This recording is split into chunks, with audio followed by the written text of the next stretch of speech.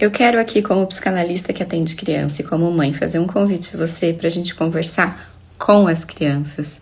É tão curioso quanto a gente fala sobre a infância, né, e sobre as crianças. Muito tem se falado e a gente aqui no Lá Fora falou bastante. A gente tem 3 episódios com a pediatra falando sobre o livro do Jonathan Haidt, A Geração Ansiosa, falando a respeito do uso das telas na infância e as suas consequências na saúde mental. Eu dei um curso, meu curso está disponível na Casa do Saber, falando sobre hiperconectividade e TDAH e como a psicanálise pode pensar tudo isso. Tivemos uma conversa com 2 pessoas super interessantes na Casa do Saber também a respeito da série Adolescência. Enfim, a gente fica aqui muito falando entre os adultos, né, sobre os riscos, os medos que a gente tem enquanto pai, mãe, psicólogo, educador, etc. E ontem eu fui conversar na escola dos meus filhos, tenho gêmeos de 7 anos, e foi uma experiência tão incrível e interessante.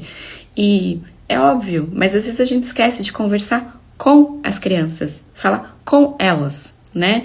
E foi tão interessante porque teve um momento ali da nossa conversa em que eu fui diferenciando, usando o livro do Haidt, o que é uma brincadeira na tela e o que é uma brincadeira do ponto de vista do que é necessário para o desenvolvimento das habilidades culturais e sociais na infância, né? O Haidt coloca a ideia de que a infância humana ela é muito longa, muito diferente de todos os outros animais, e ela é muito longa porque a gente nasce muito imaturo, despreparado, e a brincadeira é a grande fonte de aprendizagem cultural, né? Na brincadeira síncrona, corporificada e com o outro, eu preciso negociar limite, eu preciso revezar o meu desejo, eu preciso entender o que eu posso e não posso em relação ao corpo do outro, eu aprendo coisas e limites e possibilidades do meu corpo, tudo o que não acontece numa brincadeira digital, numa tela, né? Mesmo que eu esteja brincando com alguém, né? O que já é muito questionável e perigoso quando a gente pensa em crianças logadas em jogos online, que pode ter conversa com pessoas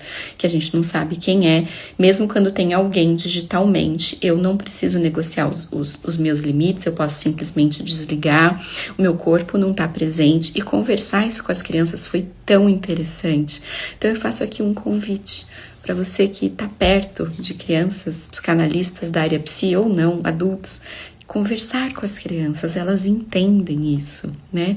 E é uma possibilidade, inclusive, de conversar com elas do quanto a brincadeira serve para que elas desenvolvam o cérebro, o quanto elas não estão prontas e o quanto elas precisam da mediação dos adultos.